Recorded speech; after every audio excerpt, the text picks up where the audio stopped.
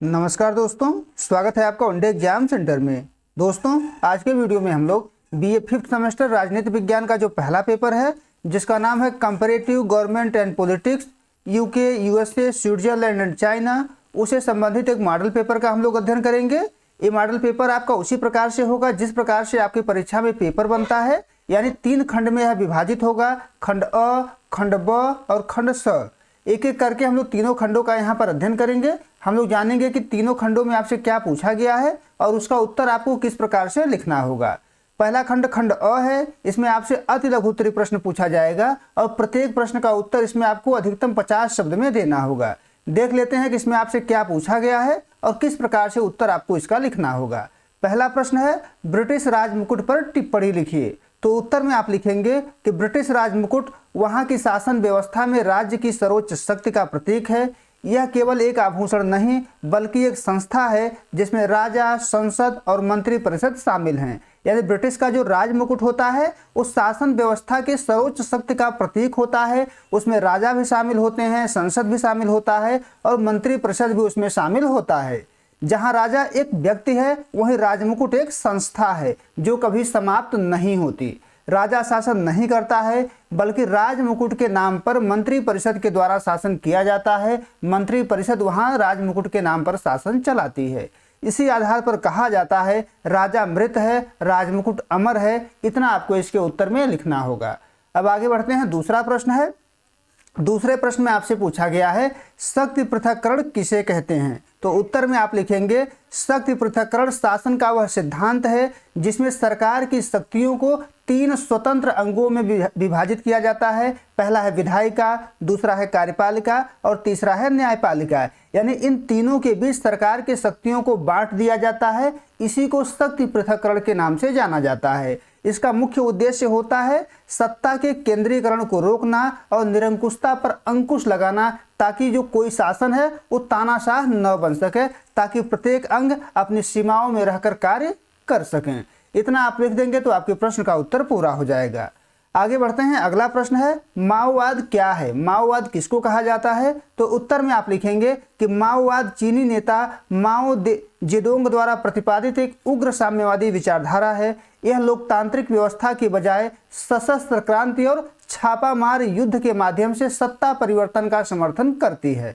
माओवाद औद्योगिक श्रमिकों के स्थान पर किसानों को क्रांति का मुख्य आधार मानता है। भारत में नक्सलवाद की जो विचारधारा है, जो नक्सलवादी हैं इसी विचारधारा से प्रेरित हैं जो सशस्त्र संघर्ष पर बल देते हैं। इतना आप लिख देंगे तो आपके प्रश्न का उत्तर पूरा हो जाएगा। आगे बढ़ते हैं। चौथा प्रश्न है, इसमें आपसे पूछा गया है कि जनमत संग्रह पर टिप्पणी लिखिए। जनमत संग्रह क्या होता है इसी के बारे में आपको यहाँ पर बताना है।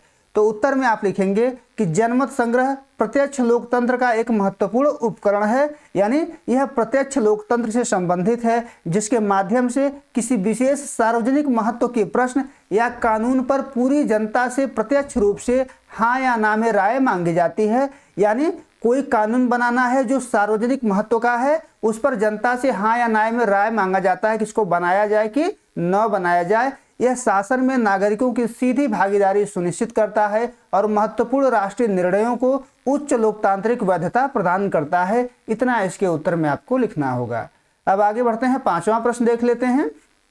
इसमें आपसे पूछा गया है कि तुलनात्मक राजनीति की उपयोगिता बताइए। तुलनात्मक राजनीति की क्या उपयोगिता है इसी के बारे में आपको यहाँ पर लिखना है। तो उत्तर में आप लिखेंगे कि तुलनात्मक राजनीति विभिन्न देशों की राजनीतिक प्रणालियों, संस्थाओं और व्यवहारों के व्यवस्थित अध्ययन में सहायक है। इसकी उपयोगिता शासन की कमियों को समझने, बेहतर राजनीतिक सिद्धांतों के निर्माण और लोकतांत्रिक संस्थाओं को मजबूत करने में है। यह न केवल देशों के बीच समानताओं और अंतरों को स्पष्ट करती है बल्कि राजनीतिक सुधारों के लिए वैज्ञानिक आधार भी प्रदान करती है। यानी जब हम विभिन्न देशों के तुलनात्मक राजनीति का अध्ययन करते हैं तो हम प्रत्येक देश के राजनीतिक व्यवस्था को समझ पाते हैं, उससे कुछ सीख पाते हैं, उससे अपने यहाँ के लोकतांत्रिक संस्थाओं को मजबूत करते हैं, अपने यहाँ के शासन व्यवस्था को और ज़्यादा बेहतर बनाते हैं। इतना ही आपको इसके उत्तर में लिखना है। आगे बढ़ते हैं। खंड ब देख लेते हैं। खंड ब में आपसे लघु उत्तरीय प्रश्न पूछा गया है और प्रत्येक प्रश्न का उत्तर आपको यहाँ पर अधिकतम 200 शब्द में देना होगा। देख लेते हैं कि इसमें आपसे क्या क्या पूछा गया है। पहला प्रश्न इसमें है ब्रिटेन में संसद की शक्ति एवं भूमिका की विवेचना कीजिए। यानी ब्रिटेन में संसद की शक्ति क्या है, उसकी भूमिका क्या है, उसी के बारे में आपको यहाँ पर उत्तर देना है। तो उत्तर में आप लिखेंगे कि ब्रिटेन की राजनीतिक व्यवस्था में संसद सर्वोपरि है, यानी संसद का स्थान जो है सबसे ऊपर है। इसे संसदों की जननी कहा जाता है, यानी ब्रिटेन का जो संसद है उसको संसदों की जननी कहा जाता है, क्योंकि विश्व की अधिकांश लोकतांत्रिक प्रणालियां यहीं से प्रेरित हैं। ब्रिटिश संविधान अलिखित होने के कारण संसद के पास असीमित विधायी शक्तियां हैं, यानी जो ब्रिटेन का संविधान है वह लिखा नहीं गया है, अलिखित है, इसके कारण उस संसद के पास असीमित विधायी शक्तियां प्राप्त हैं। ब्रिटेन में संसद की शक्ति एवं भूमिका को निम्न बिंदु के तहत स्पष्ट कर सकते हैं। अब देख लेते हैं, एक एक करके हम लोग सभी बिंदुओं का यहाँ पर अध्ययन करेंगे।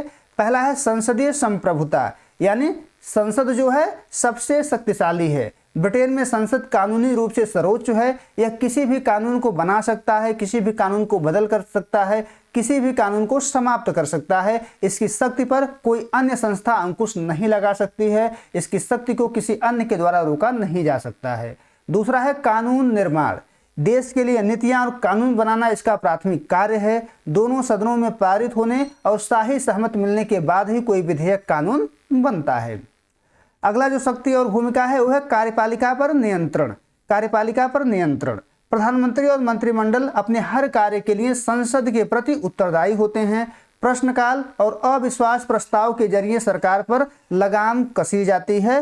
ये सभी जो है उसकी भूमिका और शक्तियां हैं। अगला है वित्तीय एकाधिकार, बिना प्रतिनिधित्व के कर नहीं के सिद्धांत पर संसद बजट सार्वजनिक धन के खर्च को नियंत्रित करती है, यानी संसद का नियंत्रण इन सभी चीजों पर होता है। अगला है संविधान में संशोधन, यहाँ साधारण कानून और संवैधानिक कानून में अंतर नहीं है, जिससे संसद मात्र साधारण बहुमत से संविधान में बड़े बदलाव कर सकती है। यानी संसद चाहे तो किसी भी प्रकार के संविधान में संशोधन कर सकती है, क्योंकि यहाँ विशेष बहुमत की जरूरत नहीं पड़ती है। अगला है जनता का प्रतिनिधित्व, सांसद अपने निर्वाचन क्षेत्र की समस्याओं को सदन के पटल पर रखते हैं, जिससे यह जनता की शिकायतों के निवारण का मंच बनती है।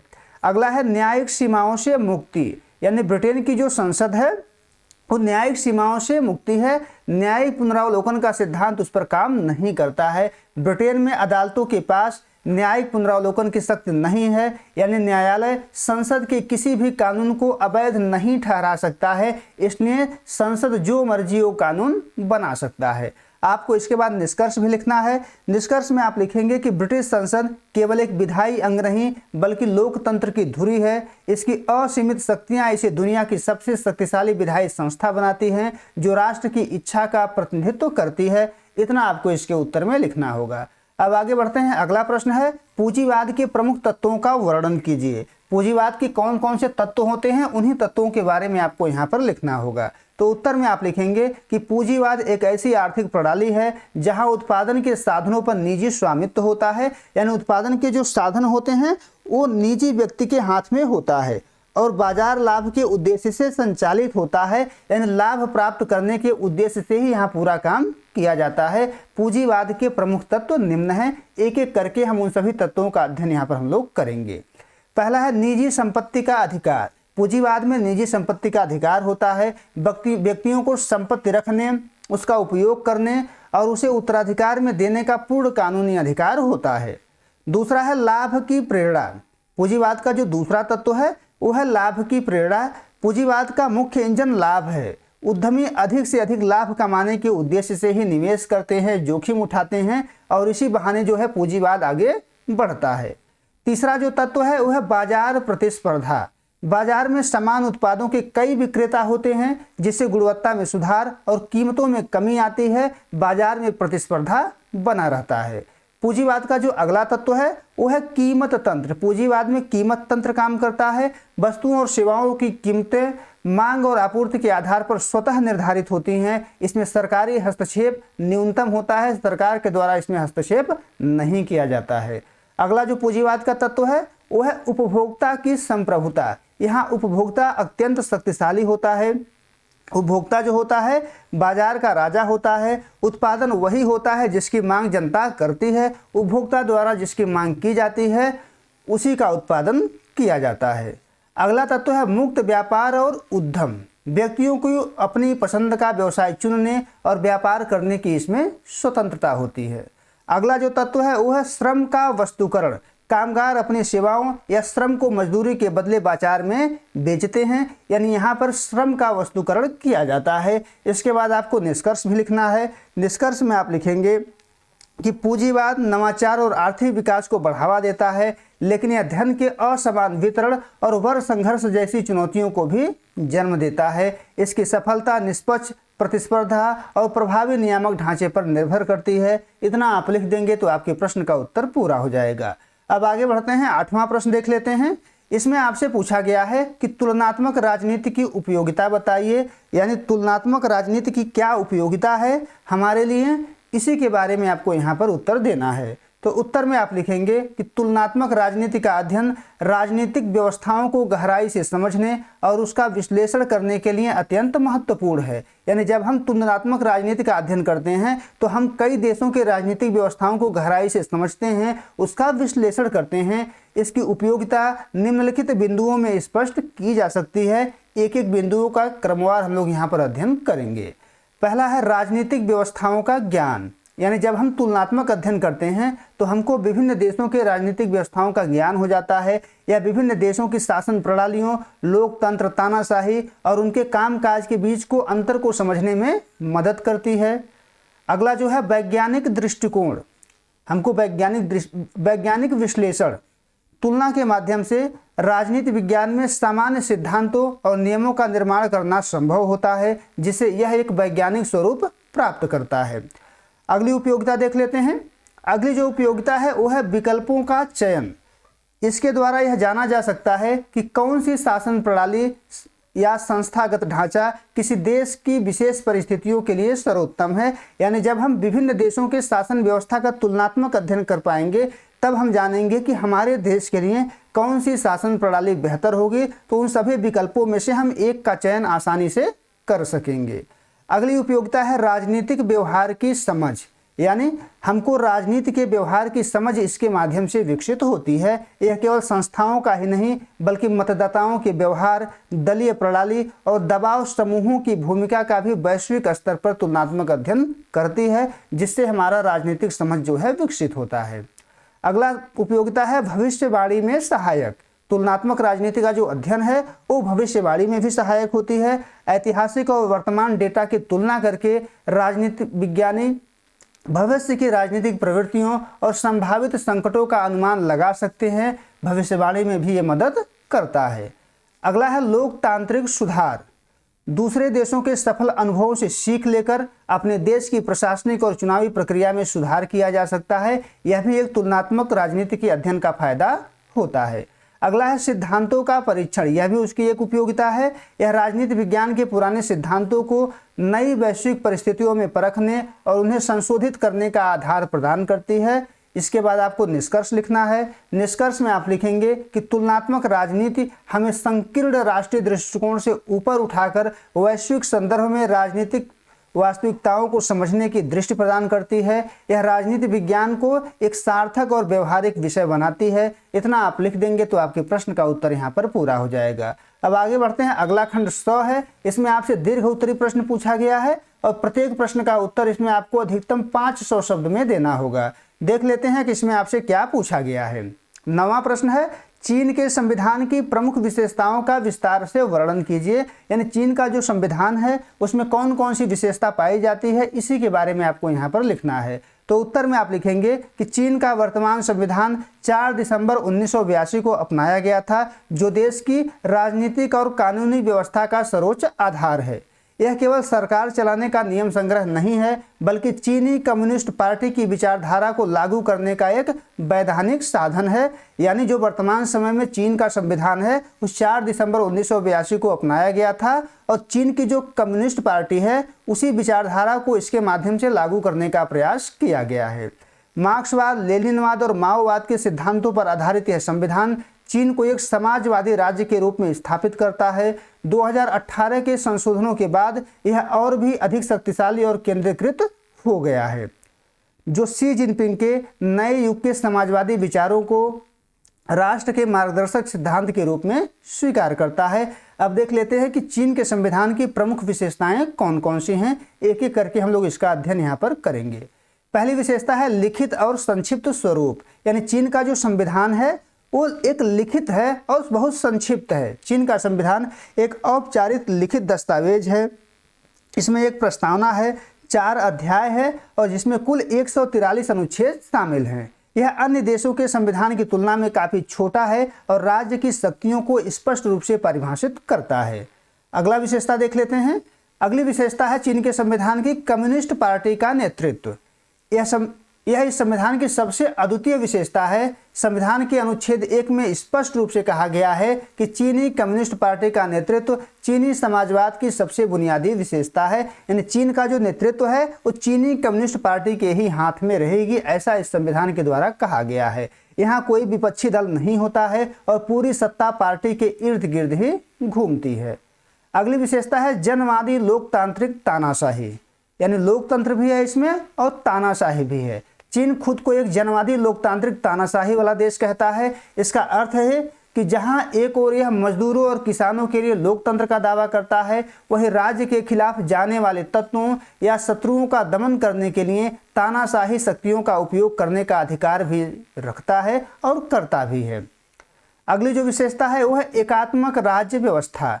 चीन में एकात्मक शासन प्रणाली है। भारत जैसी संघीय व्यवस्था के विपरीत है। यहाँ सभी प्रांत और स्वायत्त क्षेत्र सीधे केंद्र सरकार के नियंत्रण में होते हैं। राज्यों के पास अपनी स्वतंत्र शक्तियाँ नहीं होती हैं। सभी शक्तियाँ जो है केंद्र के हाथ में ही होती हैं। अगली जो विशेषता है वह है नेशनल पीपुल्स कांग्रेस। यह चीन की सर्वोच्च विधायिका है जिसके द्वारा जो है कानून का निर्माण किया जाता है। यद्यपि इसकी जो बैठक होती है वर्ष में एक बार ही होती है, लेकिन संविधान को इसे कानून बनाने, बजट पारित करने और राष्ट्रपति व अन्य अधिकारियों की नियुक्ति करने की सर्वोच्च शक्ति प्रदान करता है। अगली विशेषता है कार्यकाल की सीमा का अंत, यानी चीन का संविधान अब जो कार्यकाल की सीमा था उसका अंत कर दिया है।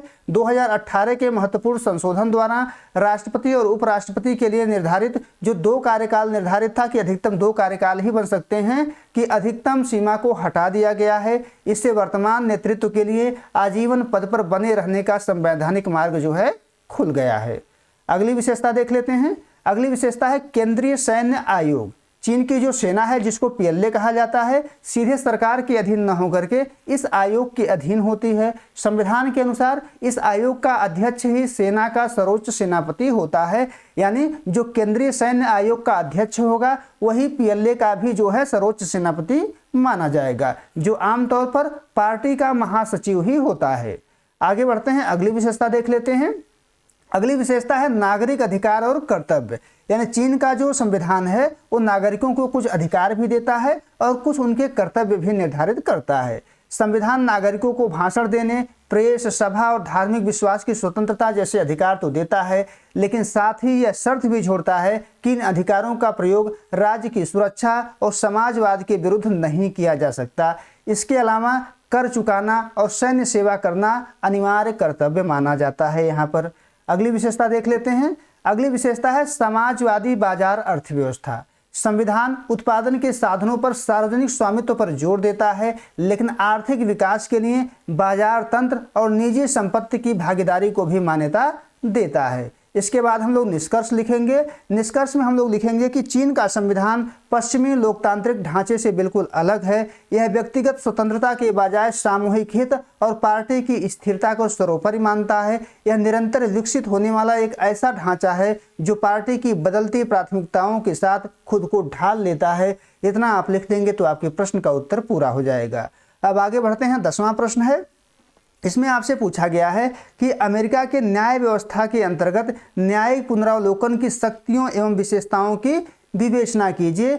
साफ शब्दों में कहें तो आपको यही बताना है कि अमेरिका की जो न्याय व्यवस्था है उसमें न्यायिक पुनरावलोकन की कौन कौन सी विशेषता पाई जाती हैं। तो उत्तर में आप लिखेंगे कि संयुक्त राज्य अमेरिका की न्याय व्यवस्था में न्यायिक पुनरावलोकन सबसे महत्वपूर्ण शक्ति है। यह न्यायपालिका की वह शक्ति है जिसके तहत वह विधायिका द्वारा बनाए गए कानूनों और कार्यपालिका द्वारा जारी किए गए आदेशों की संवैधानिकता की जांच करती है।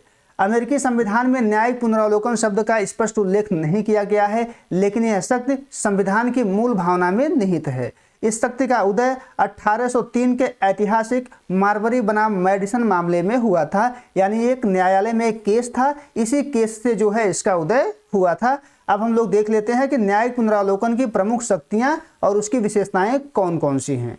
पहले है संविधान की सर्वोच्चता की रक्षा।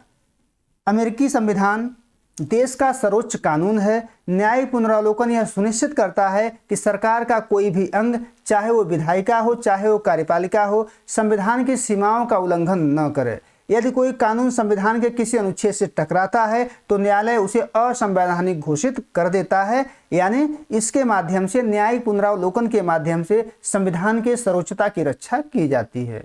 अगला है कानूनों की वैधता की जांच न्यायालय करता है इसी शक्ति के माध्यम से। कांग्रेस यानी संसद के द्वारा पारित किसी भी अधिनियम की वैधता को न्यायालय में चुनौती दी जा सकती है। न्यायालय यह देखता है कि क्या कांग्रेस को वह कानून बनाने की संवैधानिक शक्ति थी या नहीं थी, इसकी वैधता की वह जांच कर सकता है और उस कानून को शून्य भी घोषित कर सकता है। अगला है कार्यपालिका के आदेशों का नियंत्रण। राष्ट्रपति द्वारा जारी कार्यकारी आदेश को न्यायिक पुनरावलोकन के दायरे में आते हैं, यानी इसको भी न्यायिक पुनरावलोकन के दायरे में शामिल किया जाता है। यदि राष्ट्रपति की कोई कार्यवाही नागरिक अधिकारों या संवैधानिक प्रावधानों का हनन करती है तो न्यायालय उसे रोक सकता है। कार्यपालिका के आदेशों पर न्यायालय न्यायिक पुनरावलोकन की शक्ति का प्रयोग करके उस पर नियंत्रण लगा सकता है। अगला है संघीय प्रणाली का संरक्षण, यानी अमेरिका का जो न्यायालय है इसके माध्यम से न्यायिक पुनरावलोकन के माध्यम से संघीय प्रणाली का संरक्षण करता है। अमेरिका में केंद्र और राज्यों के बीच शक्तियों का विभाजन है। न्यायिक पुनरावलोकन के माध्यम से न्यायालय यह सुनिश्चित करता है कि न तो केंद्र राज्यों के अधिकारों में हस्तक्षेप करे और न ही राज्य केंद्र की शक्तियों का अतिक्रमण करें, दोनों अपने अपने क्षेत्र में रह करके कार्य करें। ये जो है न्यायिक पुनरावलोकन के द्वारा ही संभव हो पाता है। अगला है नागरिक अधिकारों की सुरक्षा, यानी न्यायिक पुनरावलोकन के शक्ति के माध्यम से अमेरिका का जो न्यायालय है वो नागरिकों के अधिकारों की सुरक्षा करता है। संविधान के प्रथम 10 संशोधनों के माध्यम से नागरिकों को जो अधिकार दिए गए हैं उनकी सुरक्षा का दायित्व न्यायपालिका पर है। न्यायिक पुनरावलोकन के जरिए न्यायालय नागरिकों के मौलिक अधिकारों की रक्षा करता है, उनकी देखभाल करता है। अगला है कानून की उचित प्रक्रिया। अमेरिकी न्यायालय केवल यह नहीं देखता कि कानून बनाने की प्रक्रिया सही थी, बल्कि यह भी देखता है कि कानून स्वयं न्यायसंगत और उचित है या नहीं है। अगर कानून उचित है तो ठीक है, अगर अनुचित है तो न्यायिक पुनरावलोकन के द्वारा उसको शून्य घोषित कर दिया जाता है। यह शक्ति न्यायपालिका को अत्यंत शक्तिशाली बनाती है। अगला है तृतीय सदन के रूप में भूमिका। न्यायपालिका जो है इस शक्ति के माध्यम से तृतीय सदन का कार्य करती है। आलोचकों का मानना है कि न्यायिक पुनरावलोकन के कारण सर्वोच्च न्यायालय एक तीसरे सदन की तरह व्यवहार करने लगा है, क्योंकि वह जनता द्वारा चुने गए प्रतिनिधियों के कानूनों को रद्द करने की शक्ति रखता है। इतना लिखने के बाद आप भूमिका लिखेंगे, निष्कर्ष लिखेंगे और निष्कर्ष में आप लिखेंगे कि न्यायिक पुनरावलोकन अमेरिकी लोकतंत्र का सुरक्षा कवच है। यह शक्ति पृथक्करण और नियंत्रण एवं संतुलन के सिद्धांत को जीवंत बनाए रखती है। इतना आपको इसके उत्तर में लिखना है। उम्मीद है दोस्तों आपको वीडियो पसंद आया होगा। अगर वीडियो अच्छी लगी तो हमारे चैनल को सब्सक्राइब कर लीजिए, वीडियो को लाइक और शेयर कर दीजिए। और आपका पेपर हो जाए तो आप हमारे व्हाट्सएप नंबर 83 037 86 616 पर अपना पेपर जरूर भेजिएगा। बहुत बहुत धन्यवाद।